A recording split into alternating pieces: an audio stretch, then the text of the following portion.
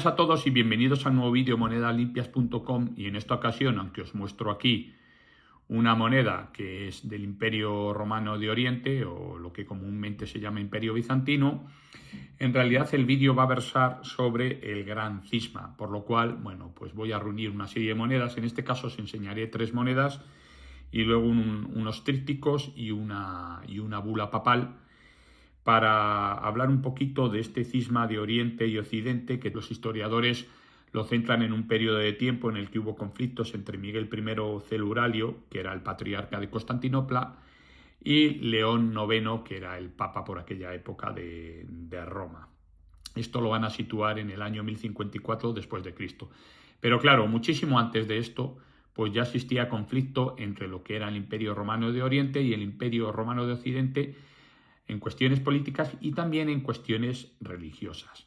Veremos que mientras la capital del Imperio Romano en Occidente va a ser Roma, en el Imperio Romano de Oriente va a ser en Constantinopla. Esto surge a partir del más o menos del 313 con Constantino, cuando traslada la capital del Imperio Romano de Oriente a Constantinopla, lo que era el anterior Bizancio. Y bueno, luego en manos del emperador Teodosio se va a distribuir, digamos, el Imperio Romano en 2 partes, el Imperio Romano de Oriente y el de Occidente. El de Oriente lo va a suceder su hijo Arcadio y el de Occidente su hijo Honorio. Y aquí van a empezar a surgir pues conflictos a nivel religioso, ¿no? Por una parte va a estar la religión cristiana católica propia del mundo occidental, cuya sede importante va a estar en Roma, y luego está la religión cristiana ortodoxa. Y la religión cristiana ortodoxa, como os podéis imaginar, bebe un poquito más de lo que es el griego y se encuentra en el Imperio Romano de Oriente. Y bueno, la sede sería Constantinopla. Hay ciertas diferencias, sobre todo de ritos a nivel de estas 2 religiones, de la religión cristiana católica y la religión ortodoxa, y también un poco basándose en lo que era la lengua, ¿no? La lengua de... No nos olvidemos que en el Imperio Romano de Oriente se venía hablando sobre todo griego, y las tradiciones también parten de la zona griega, y en el Imperio Romano de Occidente pues se venía hablando latín, ¿no? Eran latinos. Así que también, bueno, existían conflictos entre ambas potencias por el hecho de que, bueno, los occidentales consideraban a los orientales pues pueblos persas, no dejaban de menospreciarles, y sin embargo los orientales pues a los occidentales les consideraban como bárbaros, ¿no? Porque también habían sido influenciados por pueblos germánicos y demás. Bueno, sea como fuere, es a partir de 1054 cuando se monta gorda, ¿no? Porque, bueno, Miguel I Celuralio, que era el patriarca de Constantinopla, pues de repente empezó a vetar a cristianos latinos de Constantinopla, les empezó a echar. Y bueno, él entendía el rito cristiano completamente distinto a lo que lo entendían los católicos. Él, por ejemplo, en la liturgia, en la Eucaristía, pues rechazaba el pan ácimo, que el pan ácimo pues era un tipo de pan de procedencia judía. Él decía que el cristianismo estaba judeizado y no le gustaba esta historia, ¿no? Él lo llamaba herejía judaica. Esto y otra serie de cuestiones, entre ellas también el tema del misterio de la Santísima Trinidad y una serie de historias, y que se podían casar 2 veces, y existía el divorcio y esto y lo otro, pues hizo que el Papa por aquella época, León IX, pues se enemistara y se pegara un cabreo monumental, ¿no? Hasta tal punto que envió a la iglesia de Santa Sofía, que ya sabéis que la fundó Justiniano I, al cardenal Humberto. El cardenal Humberto, que era un tío bastante acérrimo de este León IX, entra allí en Santa Sofía y excomulga delante de todo Dios allí pues a Miguel I. Claro, Miguel I, pues, ¿qué hizo? Excomulgar al Papa León IX. Y así pues empezaron a surgir los problemas, ¿no? Bueno, ya no es que surgieran, ya venían de siglos anteriores, pero bueno, se agudizaron, por así decirlo, hasta que llegan a una de las cruzadas, a 1204, cuando entran los latinos, los cristianos latinos, y destrozan Constantinopla. Y bueno, pues es una historia bastante bonita, la verdad. Y he elegido esta serie de monedas, sobre todo por el tipo de arte que conllevan. ¿Veis? Aquí, por ejemplo, tenemos, como os he comentado con anterioridad, un folis. ¿Veis? Este folis es de Focas. Focas, pues, era un emperador del Imperio Romano de Oriente, que sucede a Mauricio Tiberio. De hecho, este se le va a cargar a Mauricio Tiberio y ahí la va a montar parda. ¿Por qué? Porque Mauricio Tiberio era muy, muy amigo de un rey persa, del Imperio Persa Sánida, que era Cosroes II, ¿no? Y entonces Cosroes II pues declara la guerra otra vez al Imperio Bizantino. Y bueno, aquí tenemos a Focas, que suele ser del reinado del 602 al 610, y este folis, ¿veis? Este es un folis de Cícico. ¿Veis? Aquí vamos a coger el palillo. ¿Veis aquí? Cícico, año 2, en este caso parece año 3, ¿veis? 1, 2, 3. Y bueno, Focas empieza a poner en sus monedas lo que es el valor del numis, que es el divisor de estos folis, en número romano. ¿Veis? Que es 40 numis hace un folis. Aquí pone anno con dopia 40, veis que lo refleja en romano, en números romanos, y normalmente, bueno, pues los folis también se reflejaban en lengua griega. Veis aquí, por ejemplo, sí que nos aparece la ceca de oficina, que es la oficina segunda, porque es una B en letra griega. Pero sin embargo, bueno, y aquí no se ha conservado, por lo que veo, la leyenda, ¿no? Aquí aparece Focas de frente, barbado, y esto parecería una cruz patriarcal, pero yo no sé, ya nos dirá Damián, pero yo veo aquí una cruz latina más que patriarcal. Muy bonita pieza, estos folis son impresionantes. Este me vino en un lote que compré en una subasta internacional y este lo limpié. Y quedó perfecto, perfecto. Vamos a por la siguiente pieza. Aquí tenemos un folis de Teófilo. Estos folis, bueno, suelen tener reacuñaciones, por eso veis que aquí esto pertenecía a una moneda anterior. Teófilo fue sin duda un emperador importante que dio muchísimo impulso a la legislación política, ¿no? Y bueno, él era iconoclasta y se casó, fijaos, se casó con una mujer, Teodora, que era iconódula, es decir, la teoría iconoclasta ya sabéis que eran la gente que iba en contra de la representación de elementos divinos, por ejemplo, de Jesucristo, de la Virgen María, porque consideraba que estaban idolatrando la gente a esas figuras más que a la divinidad propia, ¿no? Y luego los iconódulos pues son los que están a favor de la representación de personajes bíblicos, en este caso de dioses, como pueda ser la Virgen María o Jesucristo, ¿no? Había un conflicto ahí enorme. Teodora, que por lo visto se había casado Teófilo con ella porque habían hecho un certamen de belleza y debía ser una mujer muy, muy bella. Y veis, en este caso, pues no existe la teoría iconoclasta y por eso se nos presenta a Basilio en una perspectiva frontal, que ya veis que se aleja un poco ya del esquematismo romano en el que aparece normalmente el rostro mirando a la derecha. Veis aquí el rostro de Teófilo y luego por el otro lado, bueno, pues nos encontramos, esto es un folis, como veis, aquí veis que parece que tiene restos de una moneda anterior, año 30, parece ser, y es un folis con la oficina primera A, con alfa. Muy bonita aquí una cruz latina, más que patriarcal igual, y bueno, creo que esta pieza la compré igual en una subasta internacional, pero esta la limpié, pero esta no la compré como lote suelto, por así decirlo.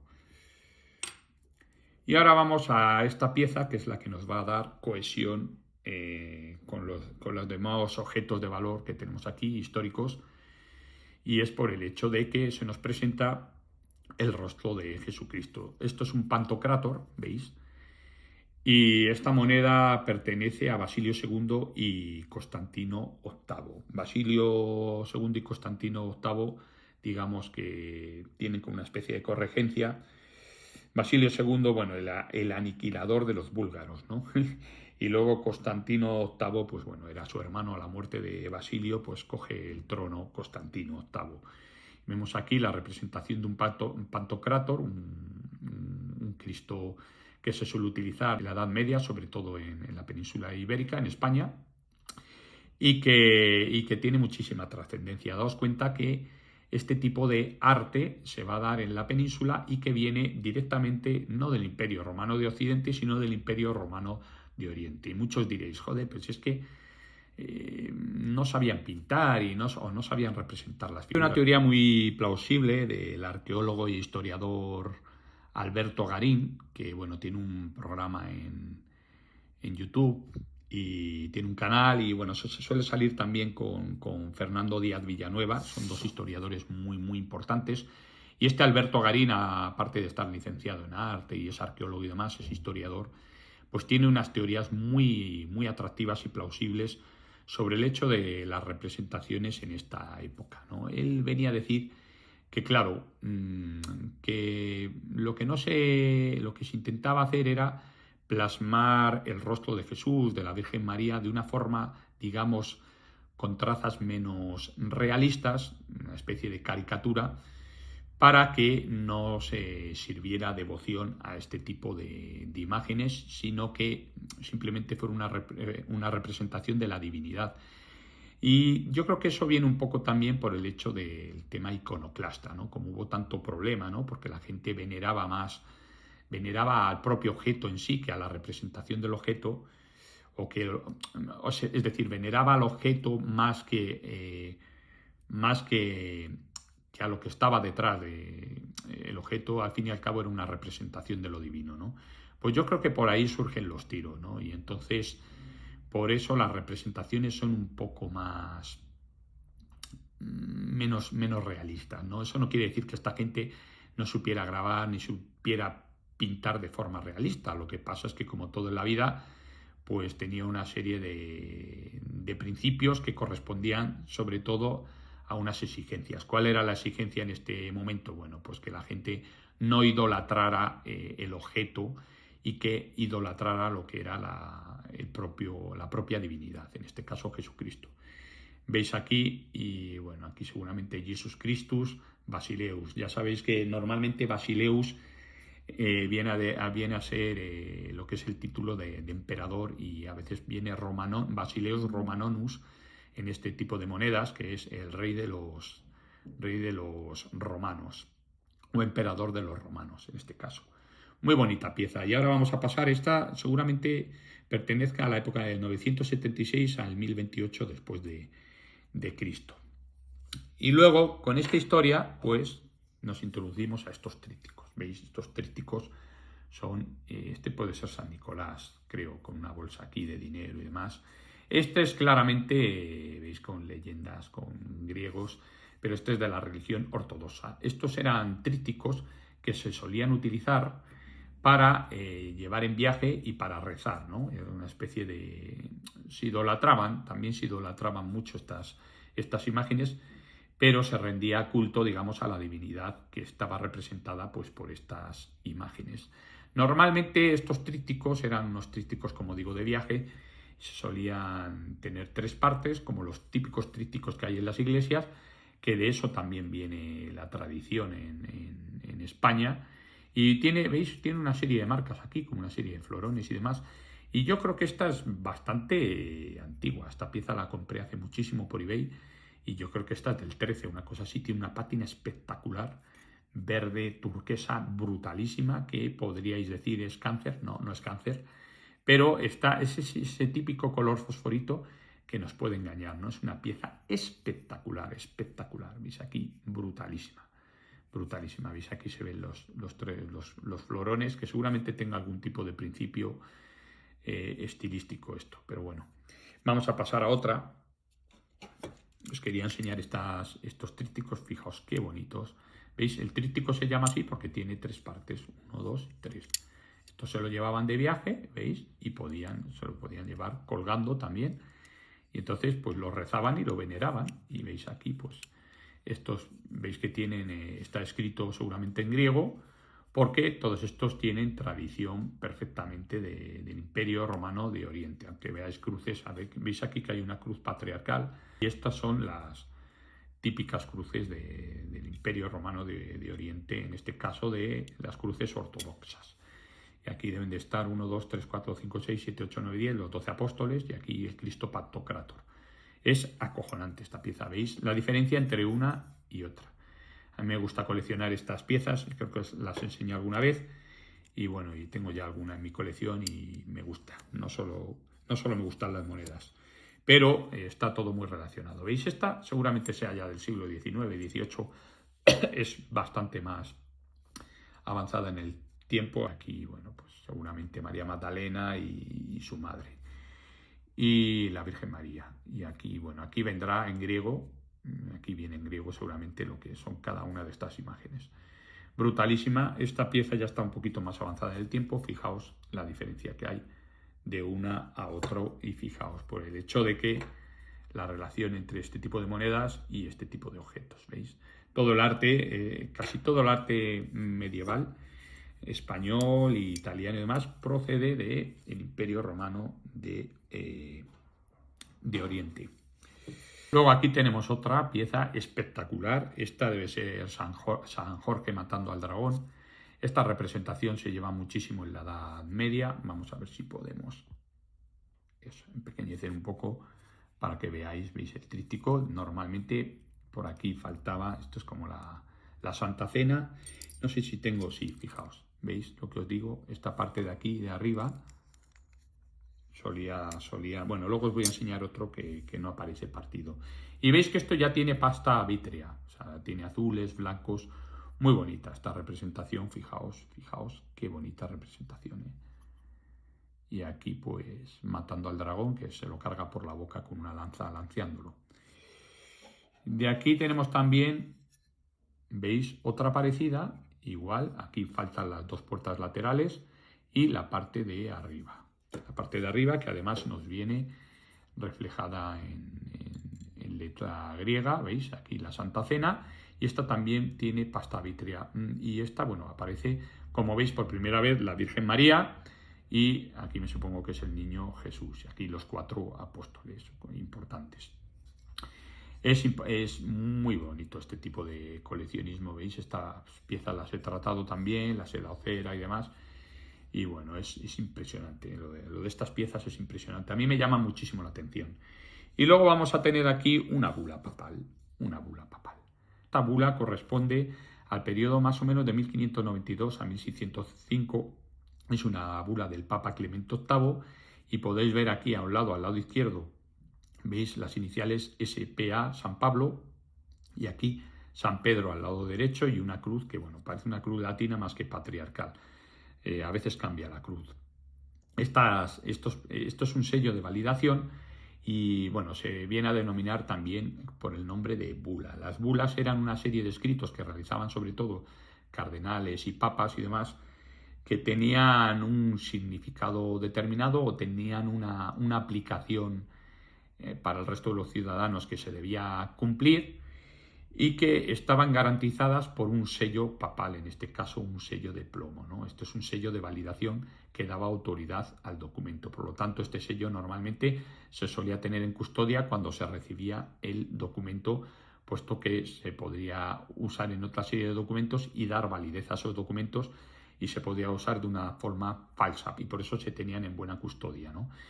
Y estos sellos son importantes. Bueno, se han hecho incluso sellos de oro, dependiendo, los hizo, por ejemplo, creo que fue Felipe IV, dependiendo de la intensidad de la bula. La bula, por ejemplo, a veces concedía indulgencias. Ahí tenéis la bula de las cruzadas, ¿no? Por la cual, si los caballeros cruzados iban a la guerra, por una guerra santa, pues tenían el cielo ganado y ese tipo de bula pues garantizaba esa indulgencia a los caballeros. En caso caballeros templarios, caballeros de la Orden de Malta, etcétera, etcétera. ¿Veis? Aquí aparece la bula Clemens, ¿ves? Clemente Papa, y 5, 6, 7, 8 en número romano, Clemente VIII. Una pieza espectacular con una historia espectacular. Y veis que os la he mostrado un poco también por la relación que existe entre el Imperio Romano de Occidente y el Imperio Romano de Oriente en cuanto a la religión se refiere.